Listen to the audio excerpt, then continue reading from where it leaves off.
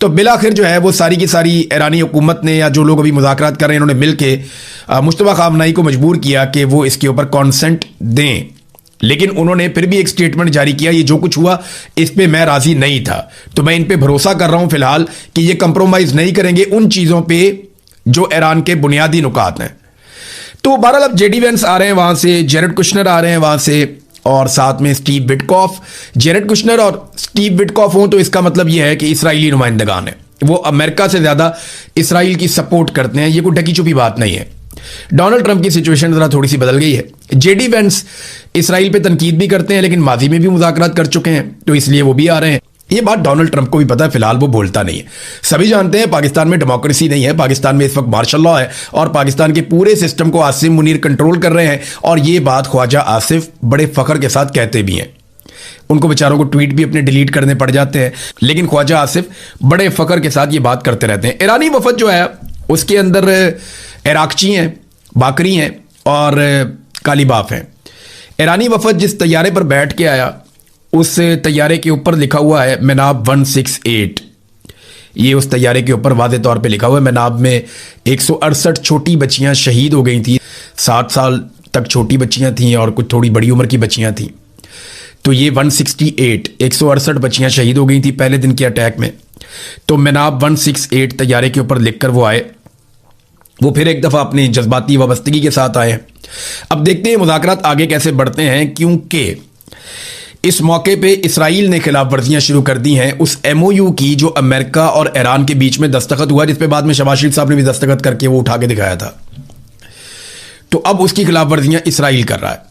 Israel ने किया यह है कि गुज़िश्ता चंद दिनों में बहुत सारे लबनानी शहीद कर दिए और जंगबंदी से तकरीबन वो मुकर गया है। लबनान के ऊपर जो हमले किए हैं उनमें 50 से ज़ायद अफराद इस वक्त तक जाँ बहक हो गए हैं। तो अमेरिकन को जंग में धकेलने के लिए एक करंट का झटका या एक बड़ा इंसिडेंट दहशतगर्दी का, जो अल्लाह करे ना हो, लेकिन अगर हो गया तो उसके नताइज क्या होंगे, और कोई भी फॉल्स फ्लैग ऑपरेशन भी हो सकता है। हम कुछ नहीं कह सकते इस वक्त, लेकिन चले हम इन चीज़ों के ऊपर नज़र रखते हैं। और ये जो स्टेटमेंट है इसराइली सहाफ़ी की जानिब से या इस किस्म की जो बार बार बातें की जा रही हैं, ये फ्रस्ट्रेशन को जाहिर करता है कि नेतन्याहू की गवर्नमेंट जो टारगेट अचीव करना चाहती थी ईरान में वो नहीं हो पाए। 9 मई के एक और मुकदमे में यास्मीन राशिद साहिबा को, उमर चीमा साहब को और एजाज चौधरी, उनके अलावा मियां महमूद रशीद, इन तमाम लोगों को 10-10 साल की सज़ा मज़ीद सुना दी गई है। यानी आप देखें पाकिस्तान में किस तरीके से इंसाफ हो रहा है कि एक ही शख्स या एक ही खातून एक वक्त में अलग अलग मुकदमों में गिरफ्तार की जाती हैं और पाकिस्तान की रियासत उन्हें सज़ा देती है सिर्फ इस जिद में कि हमने इन्हें शिकस्त देनी है। यानी पाकिस्तान के इदारों का एक पॉलिटिकल पार्टी से लड़ना बनता है। पॉलिटिकल पार्टी को अवाम ताकत देते हैं और अवाम उसे बनाती है, जबकि इदारों को अवाम तनख्वाह देते हैं जिस पे इदारे या उसमें काम करने वाले लोग पलते हैं। पॉलिटिकल पार्टी जो है वो मौजूद रहती हैं। यहाँ पे दुनिया में 100-100 साल, 200 साल, इससे ज़्यादा टाइम की भी पॉलिटिकल पार्टीज़ हैं वो काम कर रही हैं, जबकि जो आदमी हैं वो इदारों में आते हैं और फिर चले जाते हैं। इदारे बनते भी हैं, ख़त्म भी होते हैं। लेकिन पाकिस्तान की रियासत को पूरी तरह कंट्रोल किया गया है मिलिट्री एस्टेब्लिशमेंट के ज़रिए से, और अब वो लोगों से इंतकाम ले रहे हैं। ये इंतकाम नहीं है तो और क्या है। यानी यास्मीन राशिद आपको दहशतगर्द लगती हैं, कभी सोचिए, या एजाज चौधरी जो इस वक्त बहुत क्रिटिकल सिचुएशन में है अपनी सेहत के हवाले से, क्या वो एक दहशतगर्द हैं? शाह महमूद कुरैशी साहब को इस केस में बरी किया गया और वो इसलिए भी करते हैं कि लगे कि जनाब हम बड़ा इंसाफ कर रहे हैं, हालांकि ये सारे एक तरह से बेगुनाह हैं।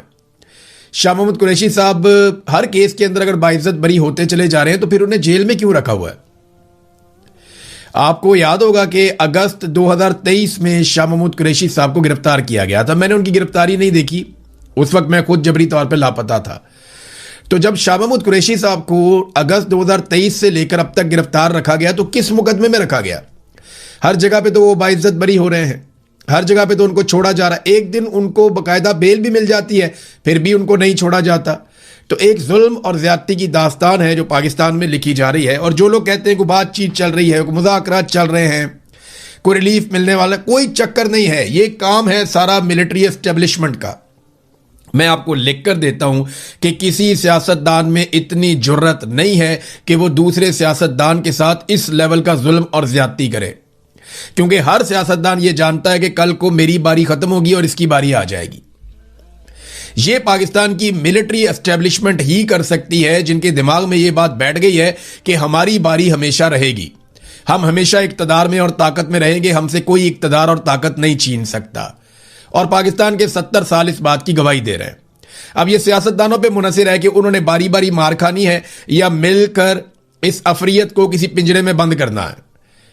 यानी मैं सियासतदानों को भी ये कहता हूं, सहाफियों को भी कहता हूं, जजेस को भी कहता हूं, वकला को भी कहता हूं, सिविल सोसाइटी को भी कहता हूं, तमाम वो लोग जो पाकिस्तान में जी शऊर हैं, उन सबको मैं ये कहता हूं, चाहे वो ओवरसीज पाकिस्तानी है, कि बारी बारी सबकी बारी, ये किसी को नहीं छोड़ेंगे, ये सबको मारेंगे। जब तक पाकिस्तान की एस्टेब्लिशमेंट की कमबख्ती नहीं आएगी, जब तक पाकिस्तान की एस्टेब्लिशमेंट की बारी नहीं आएगी, तब तक हर पाकिस्तान की बारी आएगी, हर पाकिस्तानी की बारी आएगी। याद रखिएगा, या तो आप इनके खिलाफ खड़े हो या फिर आप इंतजार करें अपनी बारी का, क्योंकि बारी बारी सबकी बारी। गिलगित बल्तिस्तान में इलेक्शन चोरी हो गया ना, अब कश्मीर में वो कुछ हो रहा है। कश्मीर में जो भी हो रहा है, एक प्रोपेगेंडा किया जाता है, एक आधा आदमी कोई सख्त जुमला बोल देता है, ओवरसीज पाकिस्तानी या कश्मीर के अंदर कोई जज्बाती नौजवान कोई बात कर देता है, यानी जिसके घर के अंदर लाश पड़ी हुई होगी, जिसके दोस्त को या किसी अजीज को आप मार देंगे, या आप उसे जख्मी कर देंगे अस्पताल के अंदर, या आप टॉर्चर करेंगे, या आप उसी को जख्मी कर देंगे, वो आदमी मुंह से उसके फूल तो नहीं झड़ेंगे ना भाई। लोगों को गुस्सा आता है, लोग रिएक्शन देते हैं। आपने, हुकूमत ने तदब्बुर का, समझदारी का मुजाहरा करना होता है, लेकिन यहां पे उल्टा काम चल रहा है। मिलिट्री एस्टेब्लिशमेंट एक जुमले की तलाश में रहती है, जैसे ही कोई एक जुमला कहीं से मिलता है, प्रोपेगेंडे का बाजार गर्म कर देते हैं। तो फिर मैंने अपनी जिम्मेदारी समझी कि मैं देखूं कश्मीरी वाकई पाकिस्तान को तोड़ना चाहते हैं, क्या वाकई कश्मीरी पाकिस्तान के या पाकिस्तान के इदारों के दुश्मन हो गए हैं, क्या वाकई वो पाकिस्तानी अवाम से नफरत करते हैं, और ये जो प्रोपेगेंडा फैलाया जा रहा है शर पसंद है, ये वो, ये कौन लोग हैं जो इकट्ठे हो गए हैं। तो मैंने वहां पे एक बड़ा मेहरबान है, मैं उनका नाम नहीं ले सकता, लेकिन उनको मैं सलाम पेश करता हूं। उन्होंने इस माहौल में भी जाके वहां पे काम किया, और जिस तरीके से उन्होंने मुझे ये फुटेज भिजवाई, ये गुमनाम आदमी है, इसका बहुत शुक्रिया। एक दिन आएगा कि मैं सबके सामने भी बताने के काबिल होऊंगा कि ये शख्स है, लेकिन मैं अभी उसकी जान को खतरे में नहीं डाल सकता। बहरहाल देखिए कि कश्मीरी जो एहतजाज कर रहे हैं इस वक्त, वो क्या कहते हैं इस प्रोपेगेंडा के बारे में। मैं आम कश्मीरियों की बात कर रहा हूं, ये सुनिए जरा आप। आम आदमी की बात वैसे कौन सुनता है पाकिस्तान में। पाकिस्तान की एस्टेब्लिशमेंट का आम आदमी के बारे में रवैया इंतहाई तज़हीक आमेज है। वो बहुत बदतमीजी करते हैं, आम आदमी को ब्लडी सिविलियन वो कहते हैं, और उसे समझते ही कुछ नहीं है। यानी हाई ऑक्टेन जो है वो अमीर आदमी का फ्यूल है, उसके ऊपर लेवी पता कितनी कम की है, 214 रुपए उसके ऊपर लेवी कम कर दी है। यानी उसको कितना बड़ा रिलीफ दिया इन्होंने कि जनाब लेवी 214 रुपए कम कर दी हाई ऑक्टेन के ऊपर। जहाज का जो पेट्रोल है वो सस्ता किया, आम आदमी का पेट्रोल महंगा किया।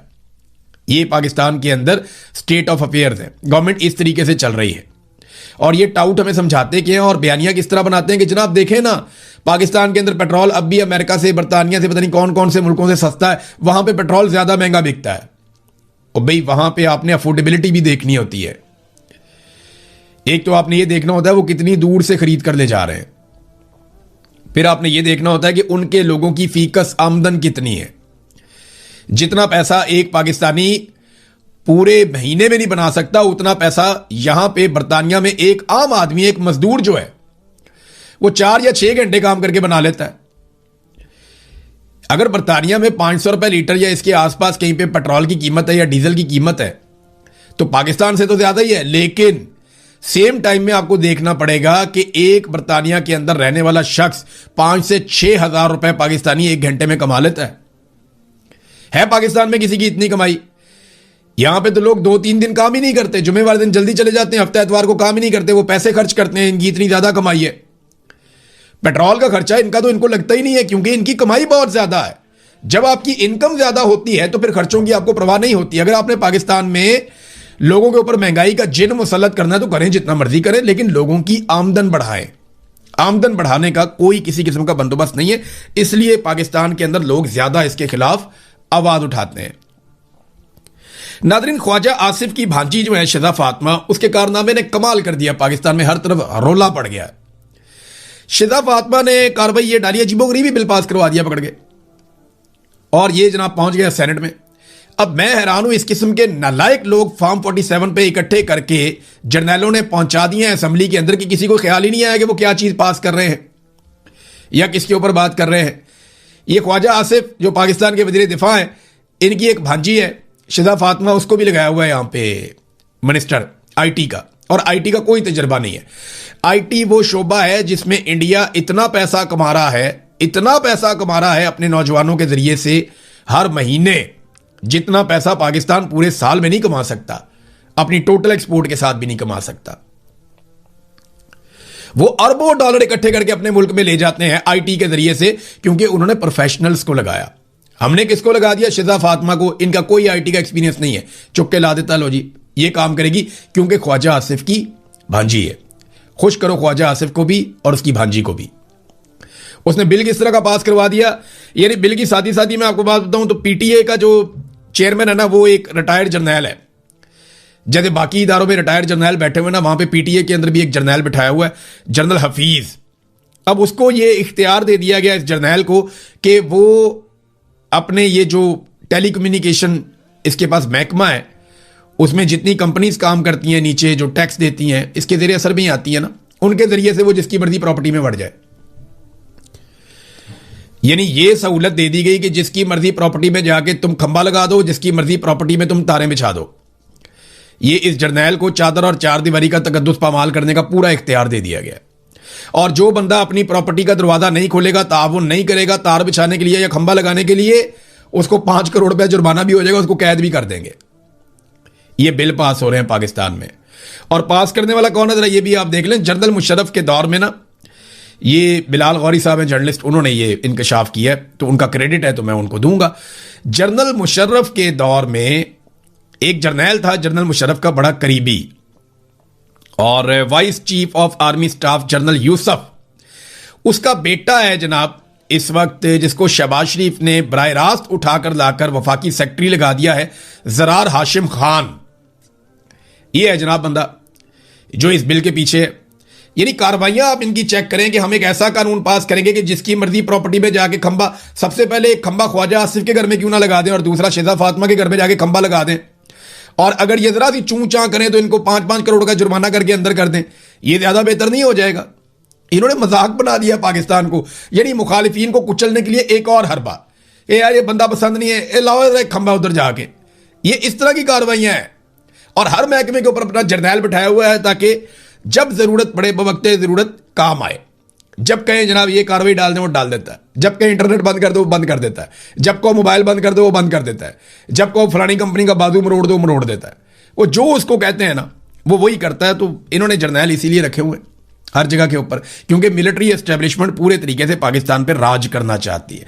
अब पाकिस्तान पीपल्स पार्टी को इसमें तकलीफ हो रही है गिलगित बल्तिस्तान में। वजह यह है कि पीपल्स पार्टी को लगता है कि ये इस्तेहकाम पार्टी की तरफ से आ गई, एक सीट भी इन्होंने नहीं जीती और 4 आजाद उम्मीदवार इन्होंने साथ में ला लिए, 2 इनको मखसूस मिल गई, ये 6 सीटों के साथ आकर बैठ गए गिलगित बल्तिस्तान की असेंबली में। ये आए कहां से, ये हैं कौन, इनका सियासी बैकग्राउंड क्या है, इन्हें कौन सपोर्ट कर रहा है? पीपल्स पार्टी को बड़ी आग लगी हुई है। तो मैं सिर्फ इतना बताऊं बिलावल को कि जनाब बिलावल साहब, ये है ब्रूट मेजॉरिटी। अभी आपने सिर्फ उसकी झलकी देखी है, ब्रूट मेजॉरिटी की। अगर आपको कहीं फिल्म दिखा दी जाए ना, तो आसिफा को और आपको सड़क पे घसीटते हुए आपके वालिद समेत ले जाके कैदे तन्हाई में डाला जाए, फिर आपकी पार्टी के जो अहम तरीन लोग हैं उनके मुंह के ऊपर काले कपड़े डाल के उनको अदालतों में पेश किया जाए और कई कई महीने उनकी पेशियां ही ना लगें, उसको कहते हैं ब्रूट मेजॉरिटी। जब एमएनएज अगवा कर लिए जाते हैं, सेनेटर्स अगवा कर लिए जाते हैं, उसे कहते हैं ब्रूट मेजॉरिटी। जब असेंबली के अंदर नामालूम अफराद घुस जाते हैं और घुसकर कब्जा करके बंदे उठाकर ले जाते हैं, उसको बोलते हैं ब्रूट मेजॉरिटी। अभी आपने ना ब्रूट मेजॉरिटी का सिर्फ बे जो है ना, उसका सिर्फ हल्की सी आपने झलकी देखी है, आपको आइडिया नहीं है, लेकिन वक्त आएगा क्योंकि बारी बारी सबकी बारी। खैबर पख्तूनख्वा की हुकूमत ने नादरीन बजट पेश किया, बेशुमार उन्होंने पंफलेट जारी कर दिए और ऐसा लग रहा है कि उन्होंने कोई अनोखा बजट पेश किया। तो मैंने जब थोड़ा स्टडी किया तो मवाजना सिर्फ पंजाब के साथ करते हैं, क्योंकि पंजाब बहुत तरक्याती नुक्ता नज़र से बहुत शानदार सूबा और बहुत आगे क्लेम किया जाता है कि जनाब यहां पे जो काम होता है वो कहीं नहीं होता। तो सेहत और तालीम के ऊपर बात करते हैं, क्योंकि ये दोनों चीज़ें ऐसी हैं जिससे कोई मुल्क आगे जाता है, जहां पे सेहत का निज़ाम बेहतर होता है और जहां पे तालीम बेहतर प्रोवाइड की जा रही होती है। तो दोनों सूबों में से सेहत के ऊपर किसकी ज़्यादा तवज्जो है और तालीम के ऊपर किसकी ज़्यादा तवज्जो है, तो ये आप सुन लें। लेकिन क्योंकि मरियम नवाज कहती है कि शऊर से किसी का पेट नहीं भरता, हालांकि पेट तो जानवर का भी भर जाता है। और ये शऊर ही है जिसने इंसान को अशरफुल मखलूकात का टाइटल दिलवाया था। तो चले जरा थोड़ा सा मवाजना मैं आपके सामने रखता हूं। सेहत और तालीम के हवाले से जो बजट है खैबर पख्तूनख्वा में वो है जी 803 अरब, जबकि सेहत और तालीम के हवाले से जो बजट है पंजाब में वो है 1250 अरब। आबादी का फर्क मैं आपको बता देता हूं। 13 करोड़ की आबादी है पंजाब की और 4 करोड़ की आबादी है खैबर पख्तूनख्वा की। खैबर पख्तूनख्वा का टोटल बजट है 2170 अरब, जबकि पंजाब का 5900 अरब। खैबर पख्तूनख्वा की हुकूमत ने तालीम और सेहत के ऊपर 37% पैसा खर्च किया है अपने बजट का, 37% तालीम और सेहत पे, जबकि पंजाब ने 21%, लगभग 21% पंजाब ने खर्च किया है तालीम और सेहत के ऊपर। देखिए कितना बड़ा फर्क है, आध आध का फर्क है कि इन्होंने जो पैसा खर्च किया। सेहत के ऊपर जो फी कस यानी हर आदमी को सेहत के ऊपर पंजाब क्या दे रहा है और हर आदमी को सेहत के ऊपर खैबर पख्तूनख्वा क्या दे रहा है ये भी सुन लें, क्योंकि आबादी के ऊपर ही आप डिवाइड करेंगे ना। सेहत के नुक्ता नजर से एक आम पंजाब के रहने वाले शहरी को 3846 रुपए का वो हकदार है, यानी 3846 का बजट है एक आदमी के लिए पंजाब में, जबकि खैबर पख्तूनख्वा में यही 8375 यानी दुगने से भी ज्यादा उन्होंने सेहत में आम आदमी को रिलीफ दिया है। अब आ जाए तालीम पे। तालीम पे पंजाब ने फी कस 5769 रुपए रखे हैं एक आदमी के ऊपर, 5769 रुपए, जबकि यहां दुगने से ज्यादा पैसा रखा है खैबर पख्तूनख्वा ने 11700 रुपए फी कस। तो खैबर पख्तूनख्वा ने तालीम और सेहत के हवाले से एक अच्छा बजट पेश किया है और बाकी सूबों को इसकी तकलीद करनी चाहिए। जितना पैसा आप तालीम के ऊपर खर्च करेंगे, जितना पैसा आप सेहत के ऊपर खर्च करेंगे, पाकिस्तान उतना ही आगे बढ़ेगा। जितना आप तालीम और सेहत में पीछे जाएंगे, मुल्क खुदा ना खास्ता उतना ही पीछे जाएगा। दुनिया में जो कौमें आगे गई हैं ना, वो शऊर के साथ गई, उनकी सिविक सेंस बहुत अच्छी है। जितनी गाड़ियां मैंने यहां पे एक शहर में चलती हुई देखी हैं, इतनी शायद पूरे पाकिस्तान में होंगी, लेकिन क्योंकि यहां पे लोगों को बाकायदा हर चीज समझाई जाती है, तालीम है, शऊर है, तो चीजें बहुत शानदार तरीके से मैनेज होती है। ये पाकिस्तान में भी हो सकता है, ये सब कुछ हो सकता है, लेकिन उसके लिए नीयत चाहिए। ये बदनीयत बैठे हुए हैं, ये डेवलपमेंट के प्रोजेक्ट ले आते हैं और एमएनएज और एमपीएस के फंड्स जारी कर देते हैं और उसमें से अपने कमीशन बना के अपने बच्चों को पढ़ने के लिए या रहने के लिए या अपनी फैमिलियों के लिए। अभी यहां पे एक खातून मिनिस्टर है, उसके बारे में बताया जा रहा है कि इसने लंदन के अंदर एक और अपार्टमेंट ले लिया है, बहुत महंगा अपार्टमेंट है। तो देखिए ना, इनकी प्रायोरिटी ये है कि इन्होंने भाग जाना है पाकिस्तान से सबने, और हमारा पाकिस्तान वैसे ही रह जाएगा जैसा इतने सालों से है। ये बड़े बड़े जो मिलिट्री एस्टेब्लिशमेंट के लोग हैं, इनकी नौकरियां खत्म होती हैं, ये भाग जाते हैं पाकिस्तान से, अपने बच्चों को भगा देते हैं, फैमिली को भगा देते हैं, ब्यूरोक्रेट भी भाग जाते हैं, सियासतदान भी भाग जाते हैं, सब ने अपनी सेटिंग बाहर रखी हुई है। और हम पाकिस्तानी जो हैं वो या तो पाकिस्तान के अंदर मरने के लिए तो या फिर दर बदर। अब तक के लिए इतना ही, अपना ख्याल रखिए।